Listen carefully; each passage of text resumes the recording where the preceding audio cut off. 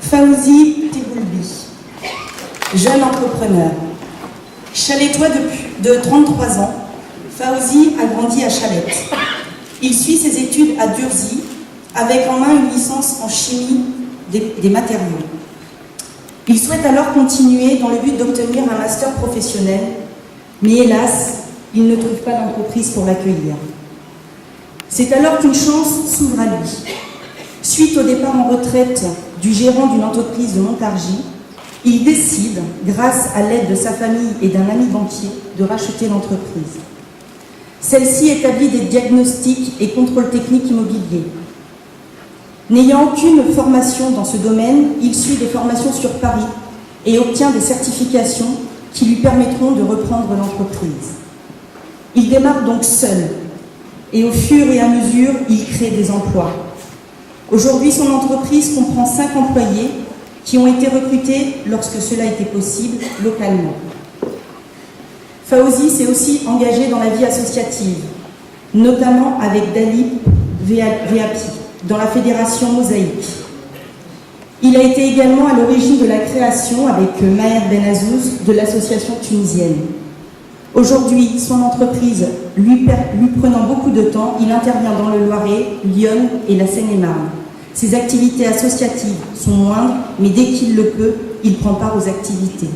Nous souhaitions aujourd'hui vous féliciter pour toutes ces activités.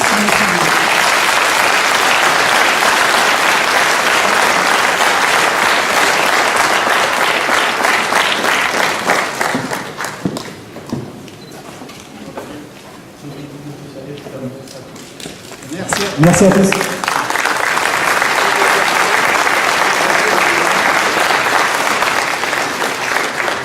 Bonsoir à tous. Merci pour ce prix. Aujourd'hui, il me revient, et je l'ai dit à tous les entrepreneurs chalétois, tous les jeunes entrepreneurs chalétois, et j'espère que d'autres suivront mon chemin. Merci.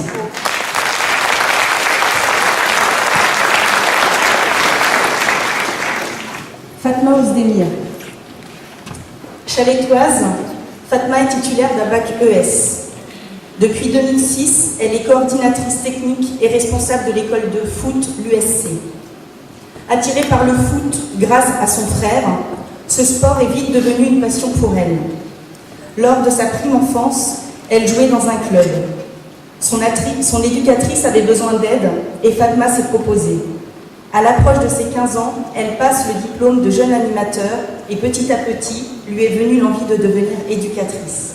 Elle a ainsi obtenu le brevet 11, initiateur 1. Fatma pratique le foot à l'USO. Mis à part le foot, Fatma aime la lecture, notamment la science-fiction, mais elle insiste que c'est pour le sport sa priorité. Par le passé, elle a pratiqué le hand, la natation, mais le foot reste son grand plaisir et la discipline dans laquelle elle est la plus performante. Son plaisir, transmettre sa passion à autrui, fille ou garçon. Merci pour ce travail.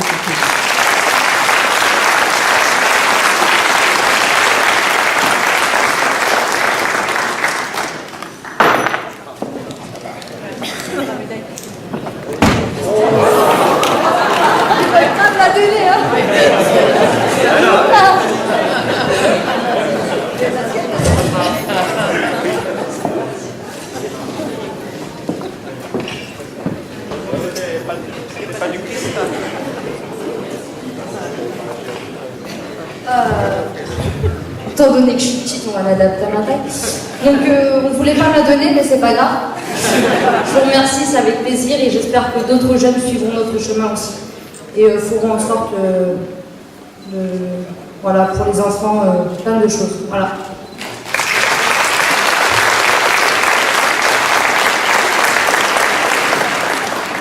Élodie Torres. Jeune femme de 25 ans, Élodie habite Chalette depuis toujours. Elle a suivi toute sa scolarité, école maternelle et élémentaire de Vézines et collège Paul-Éluard. Elle suivra ensuite des études au lycée Jeannette Verdier où elle obtiendra un bac professionnel, vente et commercialisation. Elle poursuivra ensuite ses études dans un tout autre domaine et décrochera un diplôme d'éducatrice spécialisée. Depuis l'âge de 15 ans, Élodie souffre dans sa chair et ce n'est qu'il y a 7 ans que le diagnostic tombe. Elle est atteinte d'une maladie gynécologique nommée endométriose, très mal connue et non reconnue, qui provoque en permanence des maux de ventre violents, invalidants pendant les crises, ce qui lui a posé de gros problèmes durant ses études et pose des problèmes aussi dans le cadre de son travail, puisque dans ces moments-là, elle ne peut se lever. Cette maladie a de nombreuses conséquences, dont le risque d'infertilité. Elle peut endommager d'autres organes, comme l'estomac par exemple. Après avoir accusé le coup, elle cherche à obtenir les coordonnées de spécialistes et d'associations, des informations sur cette maladie taboue via Internet. Ainsi, elle rejoint l'association Lily H début 2015 et devient correspondante régionale. C'est ainsi qu'elle organisera une initiative avec l'USC Foot afin de faire connaître cette maladie. L'idée que ce soit des hommes, en l'occurrence des footballeurs, qui se mobilisent pour une maladie spécifiquement féminine, lui paraissait intéressante. Récemment, la présidente de l'association étant atteinte de cette maladie n'est actuellement plus en capacité d'assumer cette fonction et l'association vient d'être dissoute, ce qui désole Élodie. Mais Élodie souhaite continuer son combat pour la reconnaissance de cette maladie et que des recherches soient engagées. Elle envisage de continuer à explorer les réseaux sociaux et de soit créer une page Facebook avec forum afin de garder un lien avec toutes ces femmes atteintes de ce mal, ayant remarqué que ces débats ont beaucoup aidé, les échanges permettant de se transmettre les tuyaux. Soit rejoindre une autre association, soit en créer une. En tout état de cause, elle compte bien continuer son combat et trouver un moyen de participer et faire connaître la semaine de la maladie qui aura lieu en mars prochain. Enfin, Élodie est également engagée dans d'autres associations. Elle occupe la fonction de secrétaire dans un club de foot et celle de présidente de l'USC.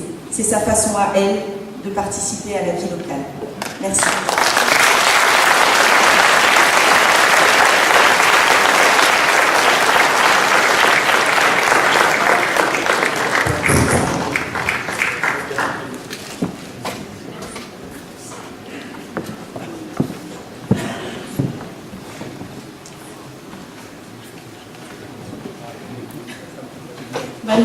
Je remercie tout le monde pour le soutien que vous avez pu m'apporter et j'espère pouvoir continuer avec vous.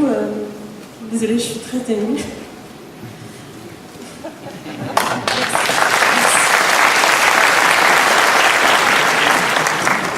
Dalip Véapi. Dalip arrive en France avec ses parents, sa grand-mère, son frère et ses 3 sœurs le 16 juin 1999. Il a 11 ans. Il ne connaît rien de la France, sinon le nom et la personnalité de Zidane. La famille arrive du Kosovo. Elle fuit la guerre et est logée au CM8 à Panne, transformé en centre d'hébergement d'urgence. Ils y resteront jusqu'en juin 2000, date à laquelle un logement leur est attribué rue Gabriel Perrier à Chalette. Ils ne parlent pas du tout notre langue. Il aime raconter que le premier mot français qu'il entendra, ce sera le jour de son arrivée à l'aéroport, lorsqu'un Africain lui dira « bonjour ». Avec le recul, il a l'impression que le destin de sa famille s'ancre dans l'immigration. En effet, son grand-père et son père ont dû fuir le régime totalitaire d'Albanie pour le Kosovo. Et à son tour, avec ses parents et sa fratrie, il a dû fuir le Kosovo et pour ne pas y mourir comme son grand-père maternel qui a été tué.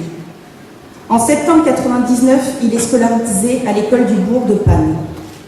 C'est son institutrice qui vient le chercher tous les jours, Madame Boursier. Il fréquentera également une classe dite primo-arrivant avec comme enseignante Elisabeth Jacquet, directrice actuelle de l'école élémentaire Camille Claudel, et Valérie Nègre. Ne maîtrisant pas parfaitement le français, il s'est bien rattrapé depuis, il lui est proposé de redoubler son CM2 afin d'améliorer la pratique de cette langue et pouvoir continuer sa scolarité sereinement. C'est le choix qu'il fera et il le mènera au lycée en Forêt où il obtiendra son bac STG. De 2008 à 2010, il suivra une formation en alternance en vue d'obtenir un BTS Communication des entreprises. Il ne réussira pas, mais il ne se décourage pas. De 2012 à 2014, il se lance à nouveau dans les études et décroche un BTS commercial. Il obtient ensuite une licence, toujours dans le domaine commercial, Enfin, depuis 2015, il poursuit ses études en vue d'un master gestion commerciale. Dalip est une personne ouverte qui aime les rencontres, débattre et venir en aide à autrui. Ainsi, grâce à Christine Lander, qui l'a suivi depuis son arrivée, il apporte son aide en tant qu'interprète au collectif immigré. Il raconte qu'il a même été amené à célébrer un mariage. L'élu, qui n'était autre que Christine Lander, devant avoir la certitude que les futurs époux comprenaient bien les différents articles du Code civil. Depuis 6 ans, il anime également une émission de sport le dimanche soir sur C2N. Il avoue que cette activité lui a apporté beaucoup, qu'elle a été très formatrice puisqu'elle lui a appris à s'exprimer en public, à maîtriser son stress, ce qui lui a été très utile pour la présentation de son mémoire. Mais ce n'est pas tout. En 2012, il a occupé la vice-présidence de l'antenne régionale de la Fédération Mosaïque. Cette association agissait essentiellement en direction des jeunes. Elle avait pour but de sensibiliser ces derniers pour qu'ils s'inscrivent sur les listes électorales et se fassent entendre. Ainsi, à l'aide d'un bus, il a participé avec 60 jeunes chalétois au Tour de France de la flamme citoyenne qui les a emmenés notamment à Clermont-Ferrand, Bordeaux et Paris. Enfin, lors de ses différentes formations en alternance, Dalip a été amené à travailler à la région, ce qui lui a permis de toucher du doigt la réalité d'une collectivité territoriale et fait naître chez lui un certain intérêt pour la vie politique. Ainsi, sans s'encarter, il a participé à la campagne des 2 dernières élections régionales et dans celle des présidentielles et des législatives. Lorsqu'il se dit passionné par la politique, il entend plus une passion pour la chose politique, la chose publique, et plus précisément une passion pour les gens. Il ne tire aucun intérêt personnel de ses engagements. Il explique également son engagement pour autrui par son vécu personnel et familial.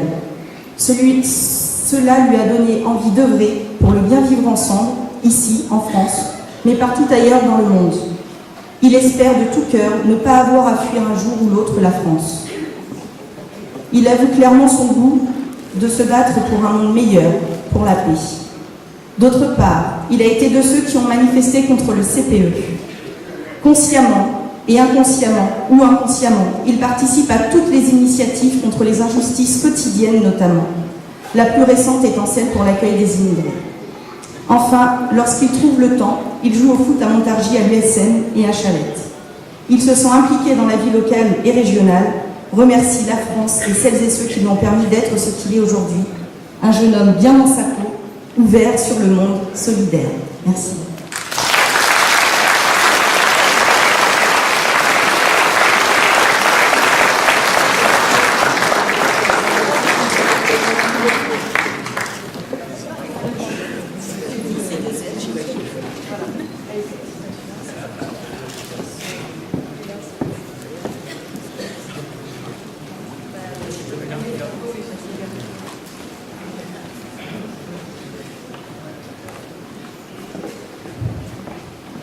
Bonsoir tout le monde, bonsoir monsieur le maire, monsieur le vice-président du département, madame la conseillère régionale, madame la conseillère départementale, mesdames et messieurs, dans un premier temps je voudrais vous souhaiter mes meilleurs vœux de santé, bonheur, et je vous souhaite que 2016 sera meilleur que 2015 mais moins bien que 2017.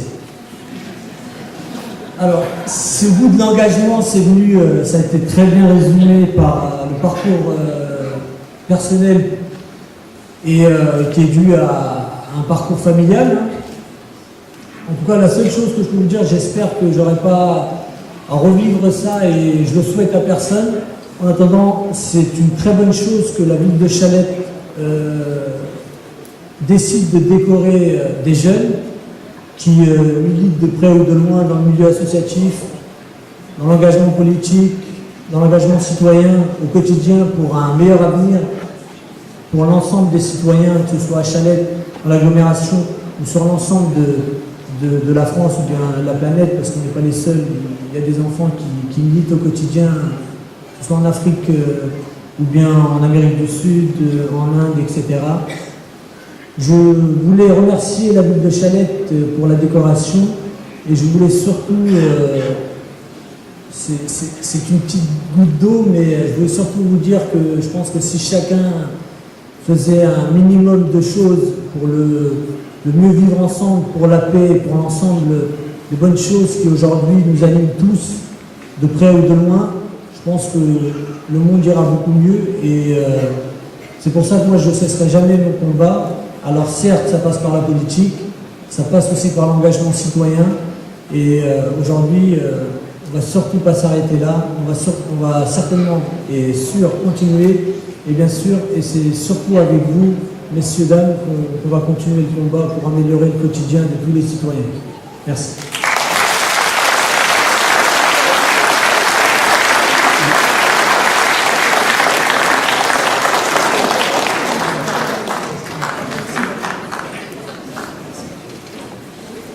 Vous avez pu constater ces progrès en français. Aïssata Fall. Issue d'une fratrie de 6 enfants, avec un père ouvrier à Hutchinson, Aïssata arrive en France à l'âge de 8 ans. Depuis sa plus tendre enfance, elle souhaitait exercer un métier avec lequel elle pourrait venir en aide aux gens. Chalétoise depuis 1990, elle obtient son diplôme d'infirmière en 2005 et commence à travailler au CHAM la même année. 5 ans plus tard, en 2010, elle intègre le service des urgences dans lequel elle travaille toujours actuellement. Âgée de 33 ans et mère de 2 enfants, 7 et 4 ans, cette jeune femme active ne se voit pas du tout dans la peau d'une mère au foyer. Comme elle le dit, j'ai besoin que ça bouge. Ainsi, ayant côtoyé dans le cadre de son activité professionnelle une infirmière sapeur-pompier volontaire et travaillant à 80%, c'est-à-dire 10 jours par mois, il lui vient l'envie de donner un peu de son temps pour cette activité. Ainsi, après une formation, elle intègre ce service de secours en 2013, dans lequel elle intervient en plus de son métier d'infirmière. Aux côtés de ces 2 activités, Aïssata est également représentante des parents d'élèves dans les écoles élémentaires et maternelles de Béziers. Mais ce n'est pas tout. Après avoir été membre de l'association KJPF, Association Peul, et de l'AJRSF, Association des jeunes ressortissants de Xinjiang en France, Aïssata est aujourd'hui présidente d'ANIA, association créée en 2012, et dont l'appellation signifie « volonté de réussir ». Cette association agit localement, mais aussi internationalement pour l'éducation des jeunes enfants, l'éducation étant pour cette jeune femme, comme pour tout membre de son association, primordiale. Comme elle le dit, nous aimerions faire beaucoup plus encore avec notre association, mais celle-ci est composée de beaucoup de jeunes, donc des actifs qui n'ont pas toujours suffisamment de disponibilité pour en faire plus. Ainsi, en tant que représentante de parents d'élèves, présidente de l'association ANIA, Aïssata participe activement à la vie locale, que ce soit en partenariat avec le service jeunesse ou l'atelier famille de Yamina, ou bien encore lors de la fête de Chalette, la fête du plateau, la semaine de la solidarité par exemple. Aïssata est une jeune femme qui aime Chalette, qui s'y sent bien. Pour preuve, lorsqu'elle voyage, on retrouve sa famille au Sénégal et qu'on lui demande d'où elle vient, sa réponse est claire, Chalette. Car si elle souhaite que ses enfants nés en France connaissent le pays d'origine de leur maman et leurs racines, elle souhaite aussi qu'ils puissent constater la chance qu'ils ont d'être nés et de vivre en France et à Chalette. Elle se sent quant à elle complètement chalettoise. Merci.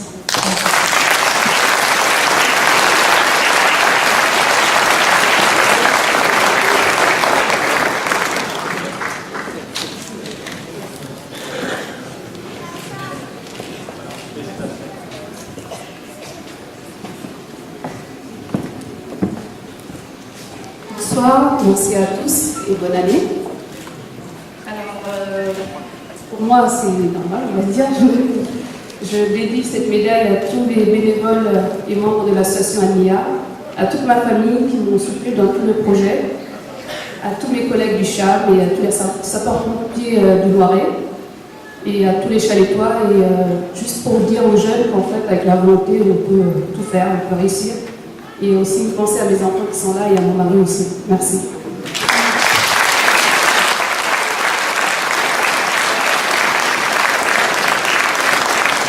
mademoiselle Morello. Alors, Victoria, pour ceux qui ne savent pas, Victoria est en train de suivre le chemin de Fatma au Sdemir. Donc ça fait 2 ans qu'elle est éducatrice à l'ISFU, donc elle encadre les enfants. Et donc elle a un projet aussi de passer elle passe actuellement son brevet d'éducateur de foot. Et dans un avenir proche aussi, elle va passer son BPGF de foot. Voilà, donc un engagement citoyen au pays du foot, c'est atypique. Et voilà, c'est pour ça qu'aujourd'hui on l'honore pour son engagement au niveau de l'IS Chalet de foot. Voilà.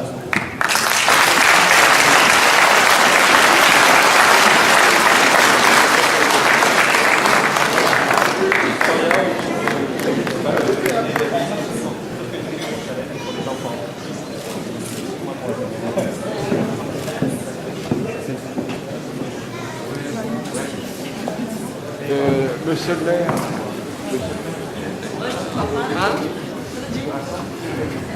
Bonsoir à tous.